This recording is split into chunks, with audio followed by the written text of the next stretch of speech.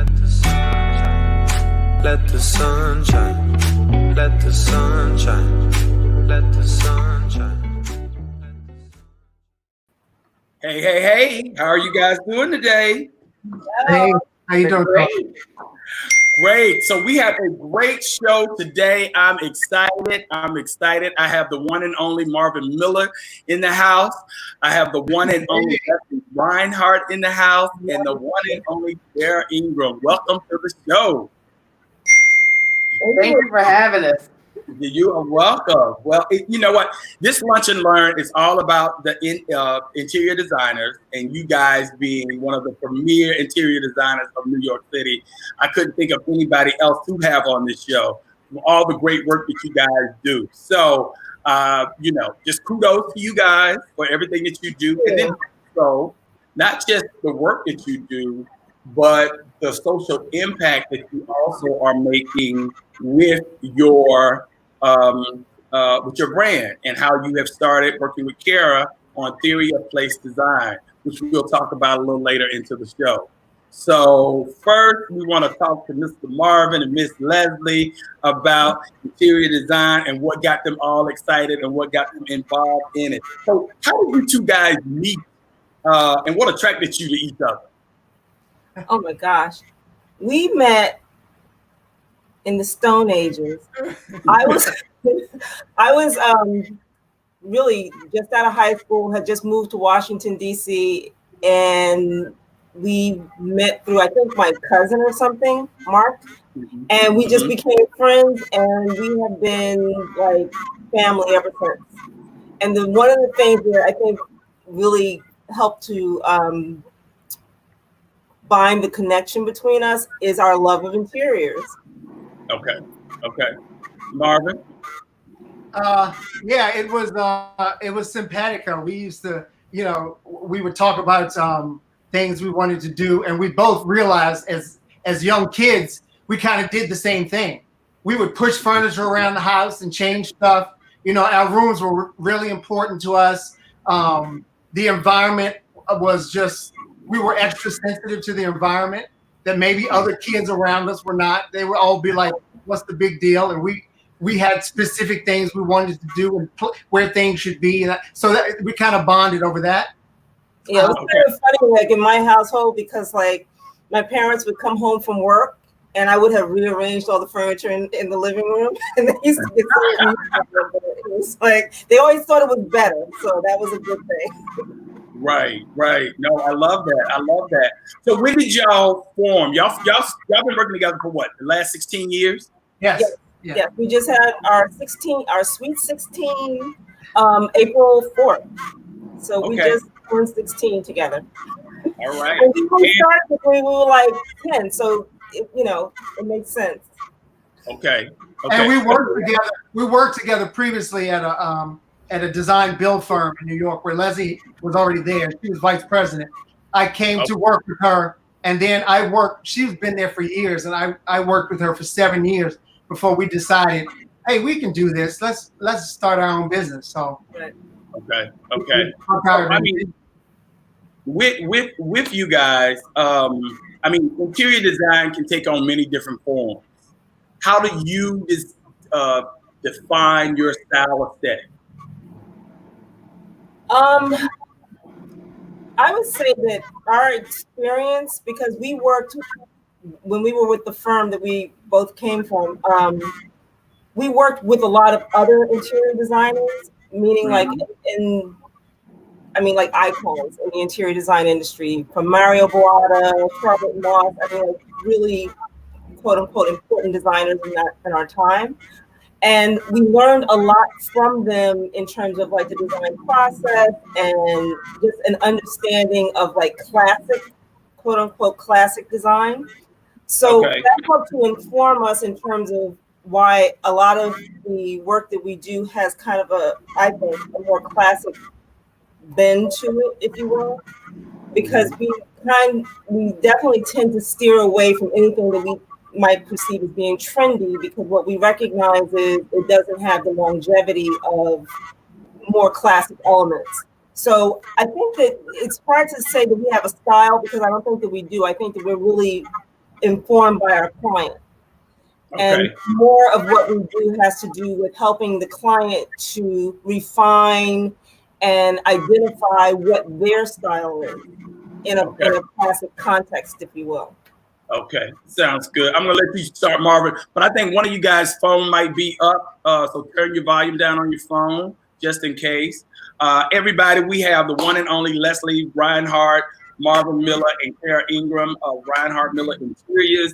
And Kara is the co-founder. They're all founders of Theory of Place Design, which is their social impact arm of their design firm, which I think is just genius.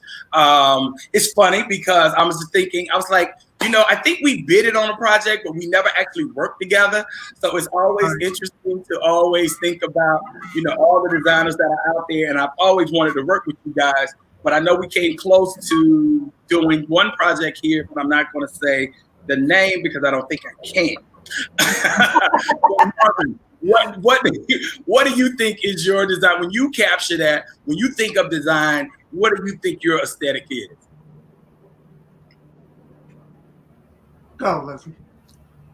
Marv, that's you. I'm sorry. Say that again, Charlie. What are your style aesthetics? As far as Leslie said, what she thought you guys' style aesthetics were. You're right. I am getting a noise too. I don't know where it's coming from. That's weird. I'm sorry.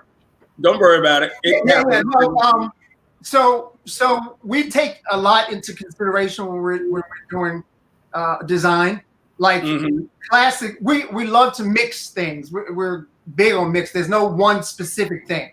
We love to include a little bit of Asian influences in our work. It's always been a through line for us.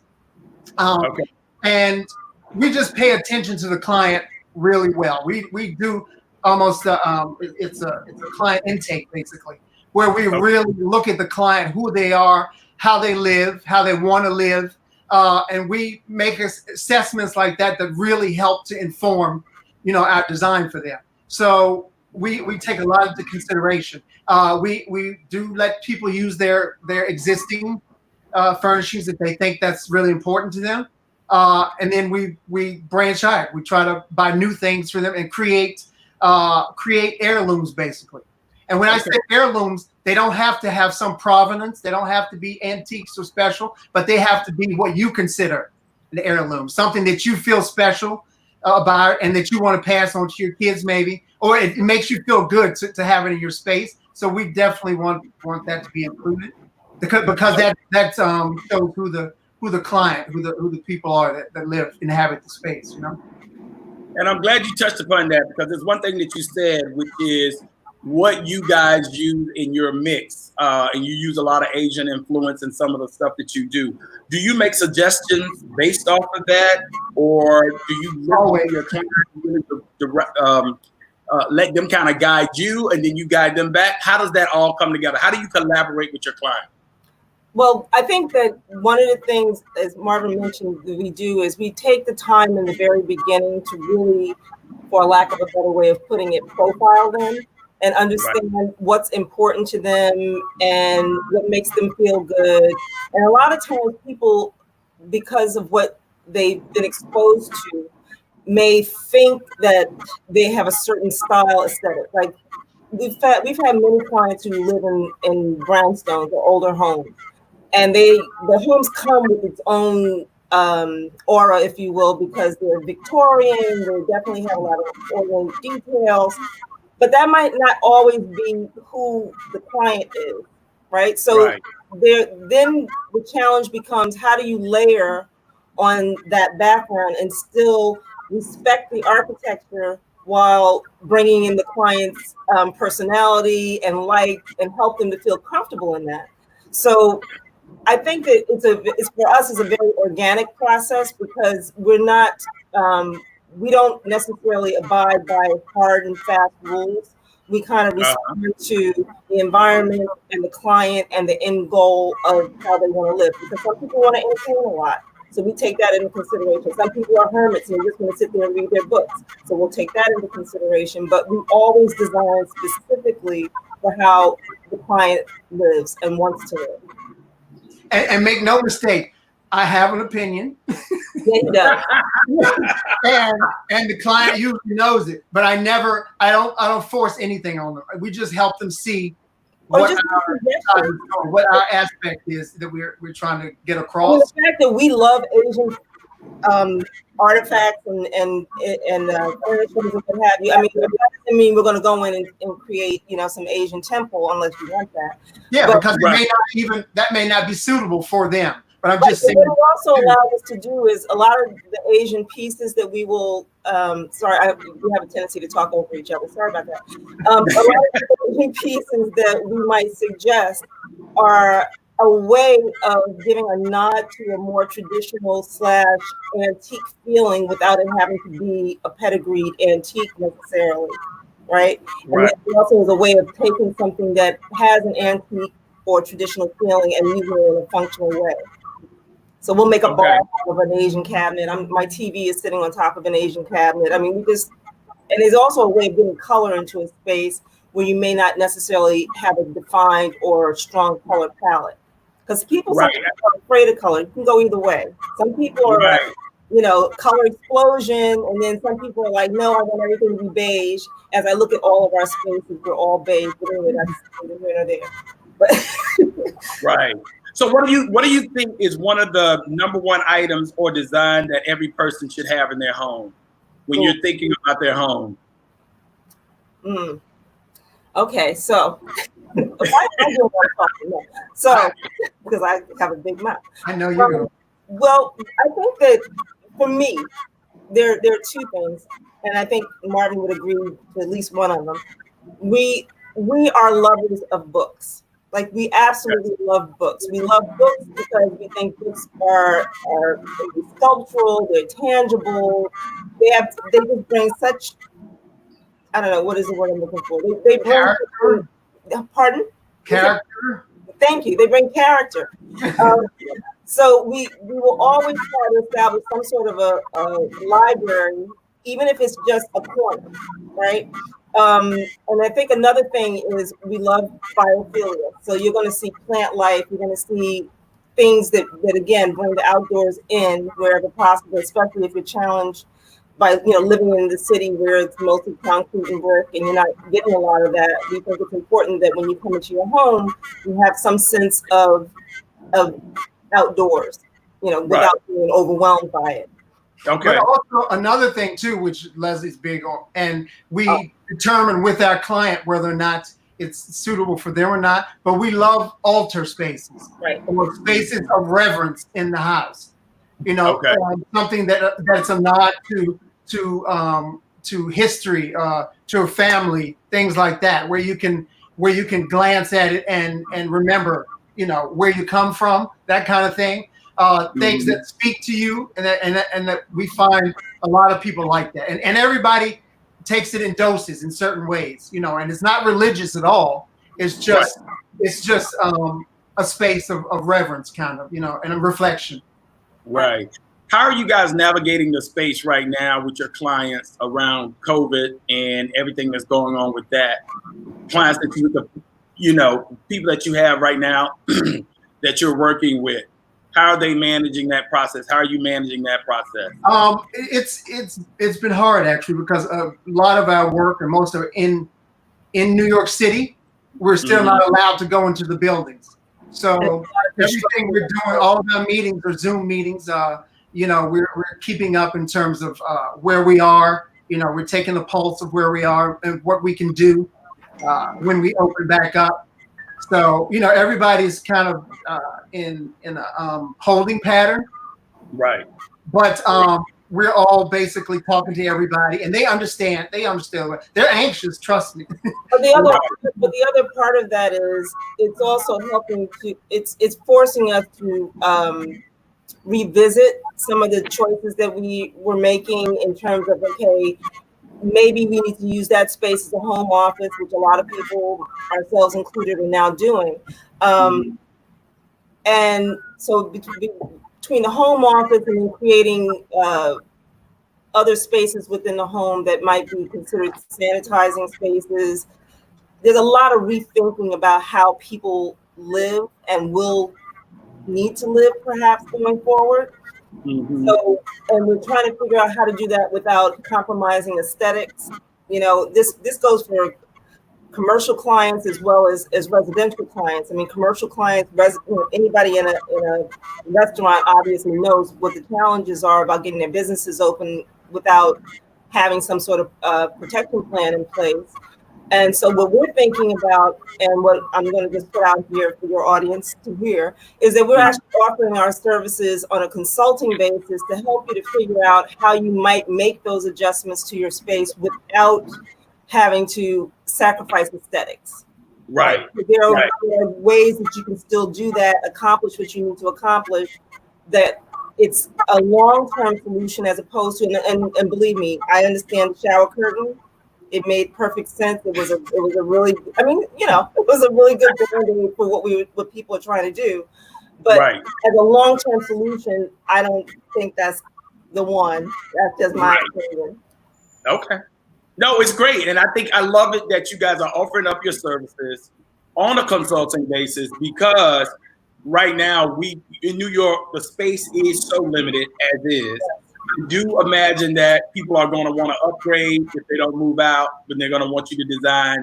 You probably get a lot of Westchester plant transplants in your business portfolio as well, based on that fact alone, because I'm seeing that right now. But I'm seeing also too, we talked about this last week, there are a lot of people in New York just ready to get back into New York, and they're not even thinking about leaving New York. They're just excited. It's just a new energy. It's a sense of calm, but they are looking at their space differently. Yeah. One thing I want to do highlight, you guys have been written up. You guys have a great book that just came out. It is the Contemporary Design Review on page 235 in this book. Great illustrations. I'm going to pull those up if I can and just show some of your work. That was a living room that you guys did. Sitting area. I just love this high design. I mean, it is just a great job all around. Then this is what is that? A sitting area, dining area? It's a lounge area actually, and that was actually the dining area in the people's home. And Okay. they don't formal dining really. So our idea was, because they love to entertain so much, we just kind of wanted to give them like a lounge space where it was flexible. And then Right. We also have designers people that pulls out when they want to do formal dining. Okay. Okay. And then that table seats 10 that can fit in that space. Right. Right. I mean, such good work, high quality work. Are you guys working on? Do y'all do commercial work as well as residential? No, yeah, residential. Both. Yeah. Okay. A lot of people always ask the question, you know, they see you do DIY, you know, do it yourself. When should people stop really trying to do it themselves and call you guys? Now, stop now. Don't do it yourself. No, do it yourself is fine. Obviously, if you have a very restrictive budget. I mean, because the reality is not everybody can afford to hire, you know, people like ourselves to come in and do this work with them. But I would still even suggest that it may not be as, a lot of people have said to us, oh, you know, I would have loved to have called you, but we can't afford you. What I say to those people, and what we have said to people, is call us anyway. Because what you may find out is it's worth the consultation to give you the guide to go out and do it in a way that has got longevity and that has maybe our aesthetic or our hand to it without having to invest in having us do the whole process for you. So I think that that's probably my biggest suggestion, because I think that the DIY arena, you know, no shade to HGTV, but all shade to HGTV, because literally it has given people the false impression that this is like, oh, you know, I can do this in 2 weeks and it's going to cost me $3 and I'm going to sew up this pillow and it's going to, you're going to make a mess probably, unless you just have to be really handy in that way. So it's probably worth the investment, because our homes are an investment, you know, unless you're in college or you're transient, whatever. you're going to spend some money. Just make sure that you're spending it wisely.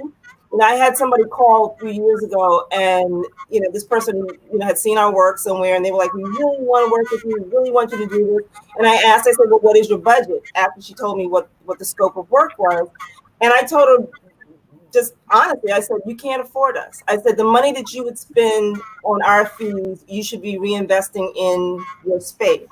That's money that you're going to need to pull this off. So why don't we just talk about what a relationship might look like, where you do all the work, you pass it to us for approval or opinion, and then you execute."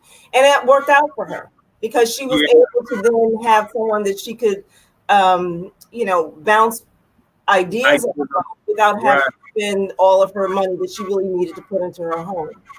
Right. Unfortunately, Charlie, one of the biggest mistakes people make is scale. They have no concept of scale. Okay. So people buy furniture that's too big for the apartment they live in, and you can't move around it well, things like that. So they're unrealistic about what can fit into a room. So a lot of times they spend money that was not spent wisely because they bought the wrong things, Right. And do you advise people to just wait and take your time to furnish a house? You have all these people moving, down south in the different areas where you can buy a 3-bedroom, 4-bedroom, 5-bedroom house, and trying to outfit that and trying to design that on your own, that can cost a lot of money. Yeah. What is the best way to scale up? What we always say is to do the most important rooms first, or spend the money on the public rooms, and maybe your master bedroom, and that's it. And then work to fill in the other spaces, because those are the things that make sense. If you're going to entertain, you're going to have people over. You want your living area, your kitchen area, all that stuff to work well for you. Yeah, fill in. Yeah, and I would also add to that by saying that it really is dependent upon the person, because I think that everybody has to decide what areas are most important to them.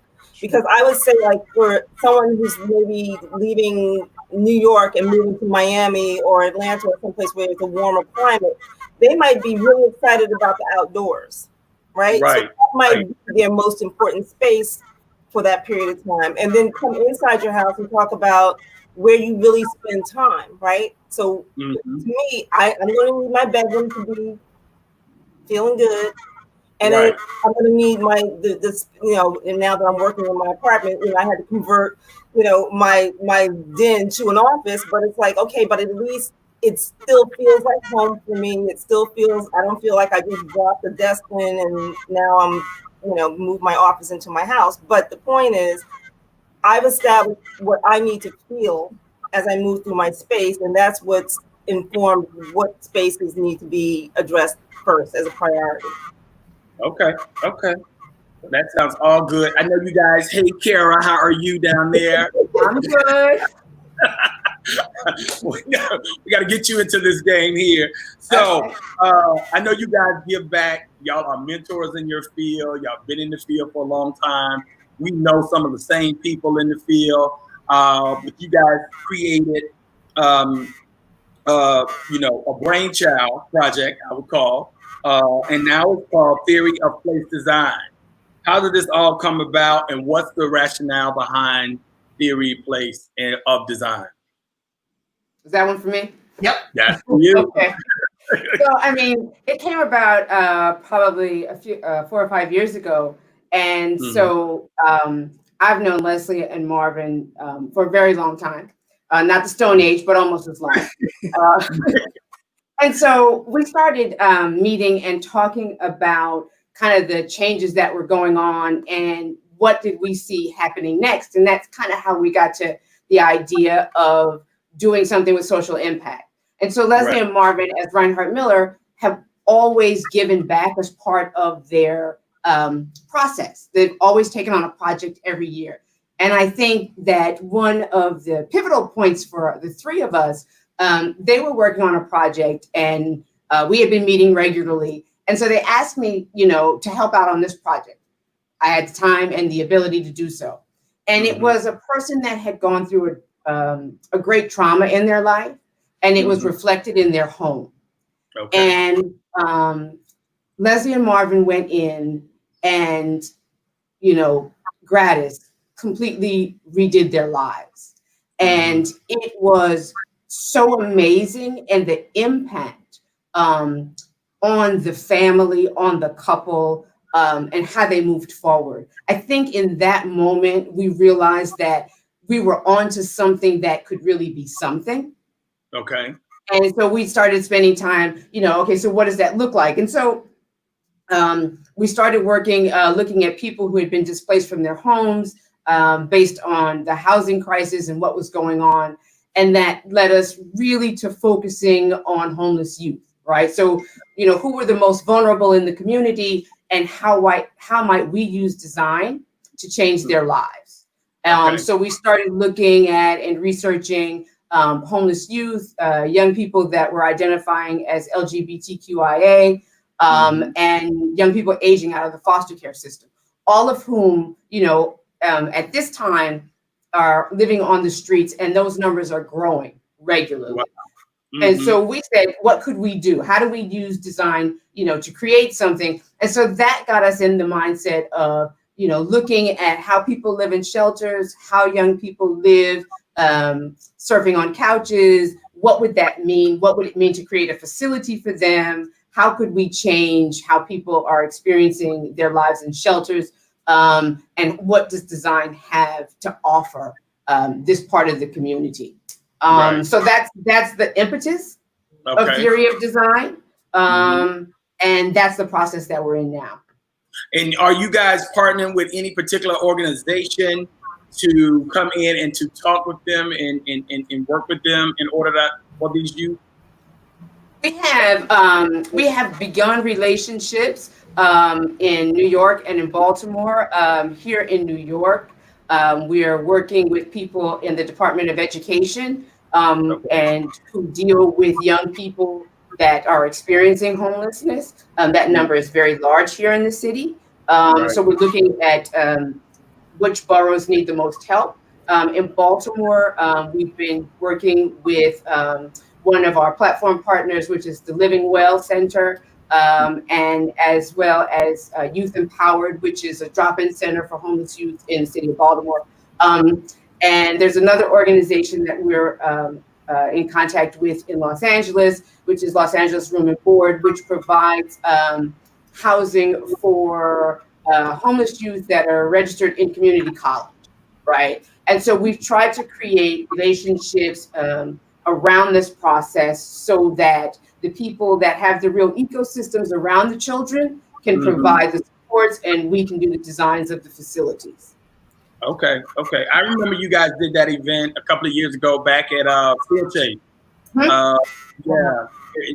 Was that when you guys started that whole concept at that time? Right. That was when we were just beginning it, and we started working with Steelcase. We did a project, a trauma-informed project in Baltimore, in the Baltimore courthouse. And that was for the state's attorney, and it was for her victims in witness space. And so she needed a trauma-informed space for the people that were victims of crime. And we went in and did that space. And then we began our relationship with Steelcase, because that's kind of the work that they do around their furnishings. And so that was our first fundraiser in New York around kind of the work that we're trying to do. Okay. And then when we entered the Baltimore market through this project with State's Attorney Mosby, we were then introduced to Marissa Stone Bath, who is she has the Living Well facility there in Baltimore, and her specialty and her expertise is around trauma. And so we brought her on as one of our consultants, part of our platform, because as we move forward, we recognize that a lot of the work that we are basically setting ourselves out to do are going to involve people who have experienced trauma on some level or another. So we need to make sure that being the case, that we have the the backup and the support to make sure that we're taking into consideration all of what their needs are. And she brings this incredible background of working with people through trauma to our organization. So we're very, very excited to have her be a member, to be a part of this. No, I love that. I think people don't realize that our living spaces really gives us a different mood set, and it helps us calm, soothe us, and everything. It's a part of the whole self-care environment of what you have to do. Your environment really dictates your mood when you walk out the house. So even like in a quarantine situation now, if you don't have the right proper place to go and to, release yourself and to just vegetate. I mean, in my house alone, I'm like, I can only imagine someone not in a space that they don't like, know. So you guys, I love that work. I love what you guys are doing on the social impact, whether as far as your professional work as well. I love that. But I know some things happen. You guys have been friends all this time. Do y'all business affairs ever affect your personal relationship? Nah. Never. Anybody who knows my relationship, I mean, first of all, most people think that we're a married couple because within 5 minutes of being with us, we're bickering each other. but the other part of it is it's clear that we have a very strong bond and love for each other and respect for each other. So we learned over all these years that, when my nose starts to flare, when his eyebrow goes up, we need space. So we will go to our neutral corners and give each other the space that we need. But we have really had a very strong, familiar relationship. Like that's my brother. And it's funny because we have a lot of repeat clients, and our clients know after they've been with us long enough, because after we make the disclaimer, we're not married or whatever, they already understand that when we have this dance, and they're like, oh, we understand what that is. Y'all go ahead and work that out. And it's like because it's like it's great. They see it before their very eyes how we go back and forth to get to a place of understanding, and it includes them. So it's usually, it's a good process, though. Right. I don't fight with them. What'd you say, Karen? I'm sorry. I don't fight with them. No. No, I hear you. Well, I'm gonna have all your information on the website. But all the work that you guys have been doing. I mean, you guys out there who's watching, definitely take a look at Reinhardt and Miller Interiors designers. They do phenomenal work here in New York City and over the world. I mean, across the world. They're not just local, even though they're based in New York, right? Yes. You guys will get on the road and go wherever you need to. And design, you could do design remotely. Are you guys working right now with your clients as far as with CAD drawings and all of that good stuff remotely and doing all of that? The interesting part about that is we actually had experienced that because we had clients that we've worked with for about 12 years now on a couple of their properties, and they're on the other side of the world. And the way we work with them is, we literally did everything virtually. So we would put together virtual packages. In some cases, we would send by FedEx or whatever, fabrics for them to touch and feel. But for the most part, we learned how to work virtually through that process with them. So now it's like, this is kind of like, oh yeah, we know how to do this. So it's not that difficult. I think the most difficult part for us is that we're very tactile, Marvin and I both, and we're very influenced by the space that we're in. So not actually physically being in the space does sometimes feel a little wonky. But that said, I think that we're doing as good a job as possible to manage that. It's killing me though that I can't actually be in the D&D building touching fabrics and furniture. You can only imagine. I know exactly how you feel because it's like a designer show. People outside of New York don't understand what that building. That building is like a designer's. That's like Mecca for us. Yes. I mean, I'm sorry. No, I'm just saying you got everything in that building, from tubs to refrigerators to knobs to, you name it. Everything in the house is there. Yeah, I think that also one of the things that's important to mention just about Reinhardt Miller is that we have a very strong construction background, very strong. The firm that we both came from and where I was vice president was a general contracting and interior design firm. And it was one of the first that I'm aware of that created this model of design build in the New York City area. And we, at the time, became known, written up in the New York Times because we were the no problem general contractor. Like we would come in and we would make every timeline. Because I don't know, I mean, I'm old, but I don't know if you guys remember, there was a period of time where they created this rule for a lot of the condominiums and mostly co-op buildings in Manhattan, where they were considered summer-only buildings, which meant you only had from Memorial Day to Labor Day to do whatever it was you were going to do. If you didn't finish your project by Labor Day, they shut you down until Memorial Day, which meant your client was paying all these maintenance fees and wherever expenses they had to cover before you could go back to work. So that was devastating for a lot of contractors. And we kind of perfected this model of we'll get it done. And we literally got it was a thing. People came to that company because that was our thing. We didn't sacrifice quality, but we got it done. And that's kind of how Marvin and I modeled our construction, the construction arm of our business is we are very, very, very serious about schedule. And so therefore the team of people that we work with have become very, very serious about schedules too, because time is money, and if you don't make it, then off with it. So, but we really love the whole control process of not only designing but actually getting to build what we envision. So that's one thing that you said is very key, and that is being on time and designing on time and not going over budget and staying within the parameters of knowing when you want to move into your place. Because the first thing clients always come to you and they say, how long is this process going to take? I want to redo my kitchen. I want to redo my bath, which is probably the top two areas in a home that everybody wants to get, that they want to redo.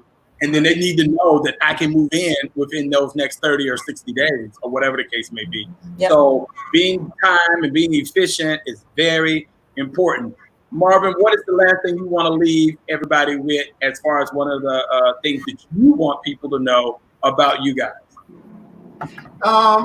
Again, we work with all ranges of people. When we came from, the one thing about the last firm, that last firm was extremely high end, very specific clientele, if you will. And Leslie and I, working in that firm, we didn't see many people who look like us as clients, and basically none. That's what excited us about starting our own business.